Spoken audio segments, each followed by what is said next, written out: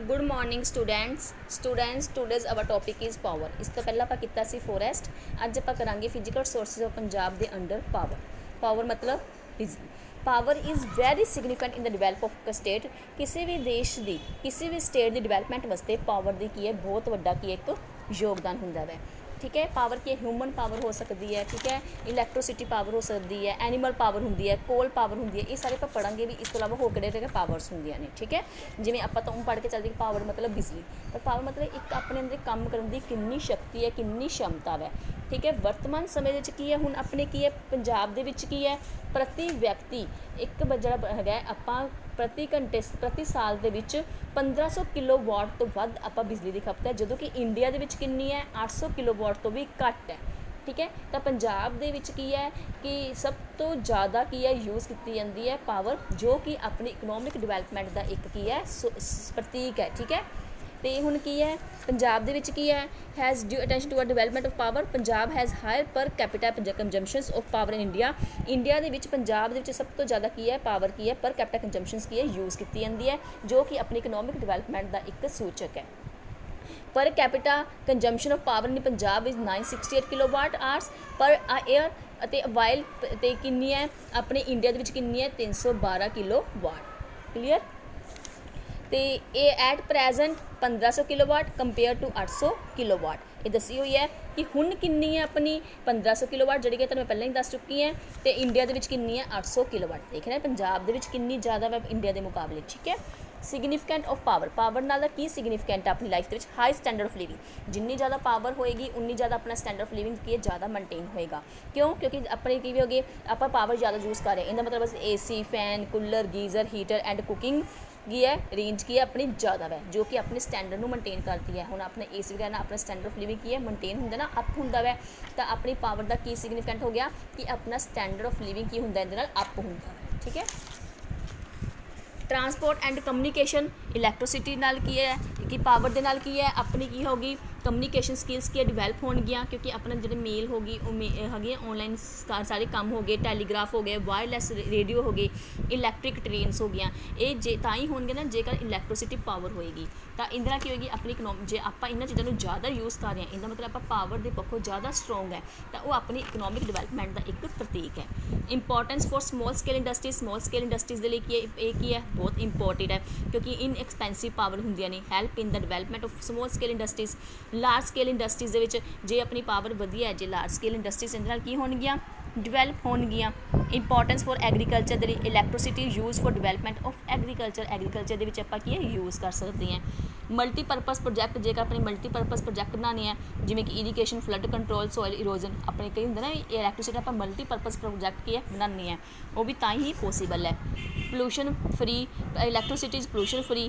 इलैक्ट्रोसिटी नाल की है किसी भी तरह का कोई भी पोल्यूशन नहीं फैलता। जे आप हुण यही बिजली के तौर पर आप कोल यूज़ करते हैं तो उनके कई तरह का की होंगे पोल्यूशन जो अपने इन्वायरमेंट की है पोल्यूट होंदा वै, लेकिन बिजली के नाल की है किसी भी तरह का पोल्यूशन की है क्रिएट नहीं होंदा।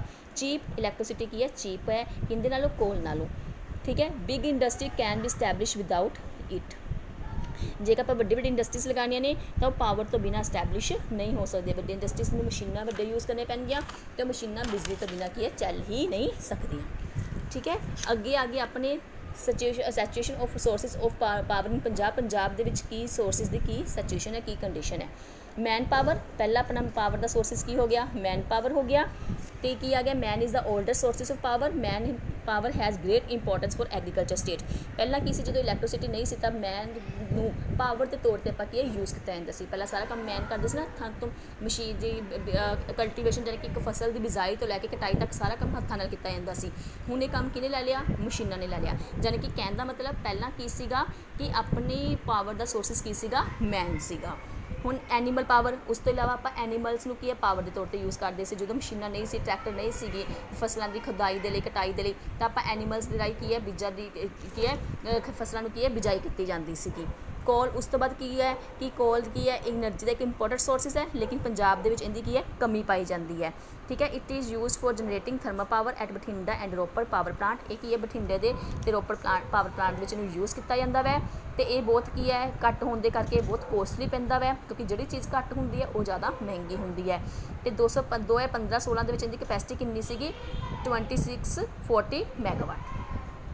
ਐਟੋਮਿਕ ਪਾਵਰ, ਉਸ ਤੋਂ ਬਾਅਦ ਪੰਜਾਬ ਦੇ ਵਿੱਚ ਐਟੋਮਿਕ ਪਾਵਰ ਦੀ ਕੀ ਹੈ ਕਮੀ ਪਾਈ ਜਾਂਦੀ ਹੈ।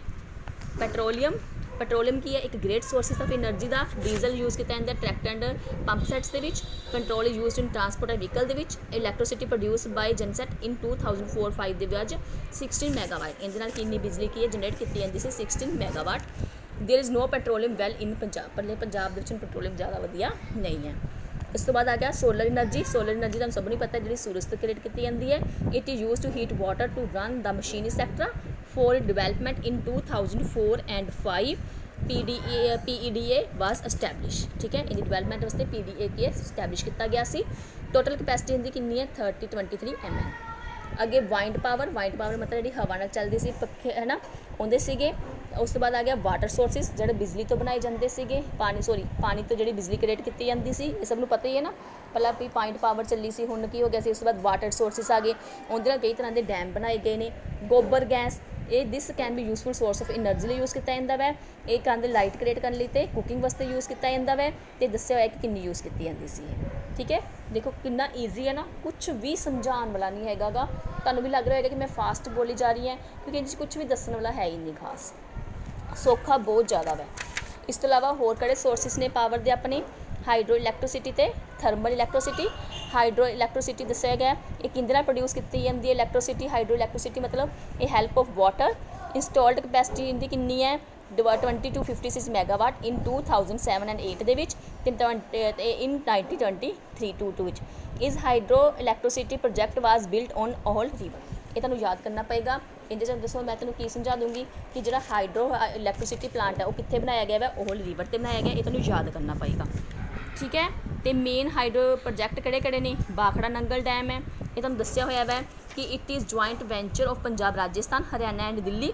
ਇਹ ਕਿੱਥੇ ਬਣਿਆ ਹੋਇਆ ਵਾ ਸਤਲੁਜ ਨਦੀ 'ਤੇ ਬਣਿਆ ਹੋਇਆ। ਠੀਕ ਹੈ, ਯਾਦ ਕਰਨਾ ਪਊਗਾ, ਸਮਝਾਉਣ ਵਾਲੀ ਕੋਈ ਗੱਲ ਹੀ ਨਹੀਂ ਹੈਗੀ।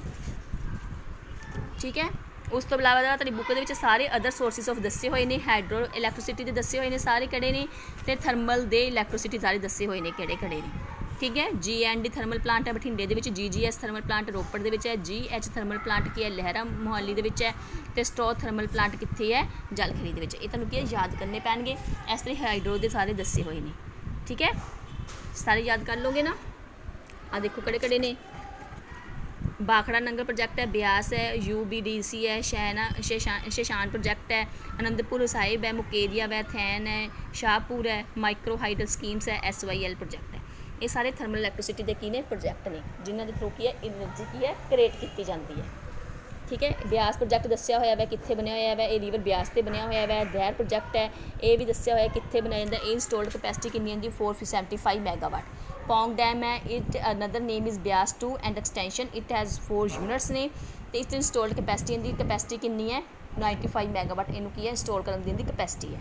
ਓਪਰ ਬਿਹਾਰੀ ਦੁਆਬ ਪਾਵਰ ਹਾਊਸ ਕੀ ਹੈ UDB ਆਪਣਾ ਜਿਹੜਾ ਸੀ ਨਾ ਆਪਾਂ UBDC। ਆ ਦੇਖੋ UDBC ਦਾ ਮਤਲਬ ਕੀ ਹੁੰਦਾ ਵਾ ਅਪਰ ਬਿਹਾਰੀ ਦੁਆਬ ਪਾਵਰ ਹਾਊਸ। ਠੀਕ ਹੈ, ਇਹਦੀ ਇੰਸਟਾਲ ਕਰਨ ਦੀ ਕਪੈਸਿਟੀ ਕਿੰਨੀ ਹੈ 45 ਮੈਗਾਵਾਟ। ਦੀ ਸੈਕਿੰਡ ਸਟੇਜ ਇਨ ਅੰਡਰ ਕੰਪਲੀਸ਼ਨਸ। ਅੱਗੇ ਸ਼ਾਨ ਪ੍ਰੋਜੈਕਟ ਆ ਗਿਆ, ਇਹ ਦੱਸਿਆ ਹੈ ਕਿ ਕੜੀ ਨਦੀ 'ਤੇ ਬਣਿਆ ਓਹਲ 'ਤੇ ਬਣਿਆ ਹੋਇਆ ਵੈ। ਠੀਕ ਹੈ, ਇਹਦੀ ਕਪੈਸਿਟੀ ਕਿੰਨੀ ਹੈ ਦੱਸੀ ਹੋਈ ਹੈ 110 megawatt. One more project ₹18 crore was set up at ਬਰੋਡ। ਕਿ ਇੱਕ ਹੋਰ ਤਰ੍ਹਾਂ ਦਾ ਮਤਲਬ ਕਿ ਜਿਹੜਾ ਹੈਗਾ ਵਾ ਪ੍ਰੋਜੈਕਟ ਬਣਾਉਣ ਦੀ ਤਿਆਰੀ ਕੀਤੀ ਜਾ ਰਹੀ ਹੈ। ਅਨੰਦਪੁਰ ਸਾਹਿਬ ਹਾਈਡਰਾ ਪ੍ਰੋਜੈਕਟ ਦੱਸਿਆ ਹੋਇਆ ਇਹ 2 ਪਾਵਰ ਹਾਊਸ ਨੇ ਇਹਦੇ। ਠੀਕ ਹੈ, ਗੰਗੂਵਾਲ ਤੇ ਨਕੀਆ, ਤੇ ਇਹ ਤੁਸੀਂ ਯਾਦ ਕਰ ਲੈਣੇ। The project was complete in 1985 and 6 ਦੇ ਵਿੱਚ। ਅੱਗੇ ਮੁਕੇਰੀਆ ਆ ਗਿਆ ਸੀ, Mukerian hydel project. It merges with Beas river near OH ਬਿਆਸੀ। ਇਟ ਵਾਜ਼ 4 ਪਾਵਰ ਹਾਊਸ ਹੈ। ਠੀਕ ਹੈ, ਟੋਟਲ ਇੰਸਟਾਲਡ ਕਪੈਸਿਟੀ ਕਿੰਨੀ ਹੈ ਇਹਦੀ 207 megawatt. Than dam and Ranjit Sagar dam project ਸੀਗਾ, ਇਹ ਕਿੱਥੇ ਬਣਿਆ ਹੋਇਆ ਦੀ project has setup on river Ravi 'ਤੇ ਬਣਿਆ ਹੋਇਆ ਵੈ। ਇਹਦੀ ਕਪੈਸਿਟੀ ਕਿੰਨੀ ਹੈ 600 ਮੈਗਾਵਾਟ। ਅੱਗੇ ਸ਼ਾਹਪੁਰ ਆ ਗਿਆ, ਇਹ ਰਾਵੀ ਦੀ ਵਾਟਰ ਇੱਕ it make use of Ravi water, ਇਹ ਰਾਵੀ ਵਾਟਰ ਨੂੰ ਯੂਜ਼ ਕਰਕੇ ਬਣਾਇਆ ਜਾਂਦਾ ਵੈ। It is joint venture Punjab and Jammu and Kashmir state. ਇਹਦੇ ਵਿੱਚ ਕੀ ਆ ਜਾਊਗਾ, it will have 2 unit each with 47 megawatt capacity, ਤੇ ਇਹਦੀ ਕੋਸਟ ਇਜ਼ ਐਕਸਪੈਕਟਡ ਕਿੰਨੀ ਹੈ 159 ਕਰੋੜ। ਮਾਈਕਰੋ ਹਾਈਡਲ ਸਕੀਮਸ, ਇਹਦੇ ਵਿੱਚ ਕੀ ਆ ਜਾਊਗਾ 18 such project have been submitted to central electricity authority and are near completion. ਇਹਦੀ ਇੰਸਟਾਲ ਕਪੈਸਿਟੀ ਕਿੰਨੀ ਹੈ 78 megawatt. Satluj Jamuna link project ਆ ਗਿਆ ਅੱਗੇ, ਇਹ ਇੰਸਟਾਲ ਕਪੈਸਿਟੀ ਕਿੰਨੀ ਹੈ 44 ਮੈਗਾਵਾਟ। ਇਹ ਤੁਹਾਨੂੰ ਸਭ ਦੇ ਯਾਦ ਕਰਨੇ ਪੈਣਗੇ। ਦੇਖੋ ਇਹਦੇ 'ਚ ਕੁਛ ਵੀ ਦੱਸਣ ਵਾਲਾ ਅਤੇ ਸਮਝਾਉਣ ਵਾਲਾ ਨਹੀਂ ਹੈਗਾ ਕਿ ਤੁਹਾਨੂੰ ਮੈਂ ਸਮਝਾਦਾ ਵੀ ਇਹ ਐ ਨਹੀਂ ਐ ਕਰ। ਅੱਗੇ ਹੁਣ ਥਰਮਲ ਪਲਾਂਟ ਆ ਗਿਆ। ਇਹ ਦੱਸਿਆ ਹੋਇਆ ਕਿ ਗੁਰੂ ਨਾਨਕ ਦੇਵ ਥਰਮਲ ਪਲਾਂਟ ਬਠਿੰਡਾ, ਇਹ 1974 ਦੇ ਵਿੱਚ ਬਣਾਇਆ ਗਿਆ ਸੀਗਾ। ਇਹਦੀ ਕਪੈਸਿਟੀ ਕਿੰਨੀ ਸੀਗੀ 4 unit 440 megawatt it installed capacity. Guru Gobind Singh thermal power project ਸੀ, ਇਹਦੇ 5 ਯੂਨਿਟ ਸੀਗੀਆਂ ਅਤੇ ਕਪੈਸਿਟੀ ਕਿੰਨੀ ਸੀ 1260 megawatt. Guru Hargobind thermal plant ਆ ਗਿਆ ਸੀ, ਠੀਕ ਹੈ। ਇਹ project has been installed at Lehra Mohabbat, it installed capacity ਕਿੰਨੀ ਸੀ 420 ਮੈਗਾਵਾਟ। ਸਿਰਫ ਕਪੈਸਿਟੀ ਦੱਸਣੀ, ਸਾਰੇ ਪਲਾਂਟਸ ਦੱਸਣੇ ਹੈ। ਜਾਂ ਤੁਸੀਂ ਐਂ ਕਰੀਏ ਸਾਰੇ ਥਰਮਲ ਪਲਾਂਟਸ ਦੇ ਕੀ ਹੈ ਨਾਮ ਯਾਦ ਕਰ ਲਿਓ, ਠੀਕ ਹੈ। ਅੱਗੇ ਸਟ੍ਰੋ ਥਰਮਲ ਪਾਵਰ ਪਲਾਂਟ ਆ ਗਿਆ। The project has been establish at Jalkheri ਜਾਂ ਪਟਿਆਲਾ ਦੇ ਵਿੱਚ। ਇਹਦੀ ਇੰਸਟਾਲ ਕਪੈਸਿਟੀ ਕਿੰਨੀ ਹੈ 10 ਮੈਗਾਵਾਟ। ਉਸ ਤੋਂ ਇਲਾਵਾ ਸਾਰੇ ਦੱਸੇ ਹੋਏ ਨੇ, ਇੰਸਟਾਲ ਕਪੈਸਿਟੀ ਤਾਂ ਦੱਸੀ ਹੋਈ ਹੈ। ਇਹ ਟੇਬਲ ਤੁਸੀਂ ਯਾਦ ਕਰਨਾ ਕਰ ਲਿਓ, ਅਦਰਵਾਈਜ਼ ਤੁਸੀਂ ਕੀ ਹੈ ਛੱਡ ਹੀ ਦਿਓ ਟੇਬਲ, ਠੀਕ ਹੈ। ਅੱਗੇ ਪ੍ਰੋਬਲਮਸ, ਪਾਵਰ ਨਾਲ ਰਿਲੇਟਡ ਕੀ ਪ੍ਰੋਬਲਮਸ ਹੈ। ਇਨਐਡੂਕੇਟ ਸਪਲਾਈ, ਆਪਣੇ ਇਹਦੇ ਵਿੱਚ ਪੰਜਾਬ ਦੇ ਵਿੱਚ ਇਹਦੀ ਸਪਲਾਈ ਕੀ ਹੈ ਐਡੂਕੇਟ ਵਧੀਆ ਨਹੀਂ ਹੈਗੀ। Improved by more generation of electricity, buying of power from other state. ਆਪਾਂ ਜਦੋਂ ਨੂੰ ਅਲੱਗ ਦੂਜੇ ਸਟੇਟਸ ਤੋਂ ਖਰੀਦਦੇ ਤਾਂ ਆਪਾਂ ਨੂੰ ਬਹੁਤ ਮਹਿੰਗੀ ਪੈਂਦੀ ਹੈ ਅਤੇ will not serve the purpose in long run, ਅਤੇ ਜਿਹਨੂੰ ਅਸੀਂ ਲੰਬੇ ਟਾਈਮ ਦੇ ਲਈ ਯੂਜ਼ ਨਹੀਂ ਕਰ ਸਕਦੇ, ਕਿਉਂਕਿ ਆਪਾਂ ਜਿਵੇਂ ਜਿਵੇਂ ਯੂਜ਼ ਕਰਦੇ ਜਾਵਾਂਗੇ ਹੁਣ ਕਹਿੰਦੇ ਖਤਮ ਹੁੰਦੀ ਜਾ ਰਹੀ ਹੈ। ਪਾਣੀ ਦਾ ਫਲੋ ਵੀ ਘੱਟ ਹੋ ਗਿਆ, ਜਿਹਦੇ ਕਰਕੇ ਵੀ ਕੀ ਹੈ ਬਿਜਲੀ ਦੀ ਕੀ ਹੈ ਕਿ ਕਮੀ ਆ ਜੂਗੀ, ਕਿਉਂਕਿ ਜ਼ਿਆਦਾਤਰ ਬਿਜਲੀ ਹੁਣ ਪਾਣੀ ਤੋਂ ਕ੍ਰੀਏਟ ਕੀਤੀ ਜਾਂਦੀ ਹੈ।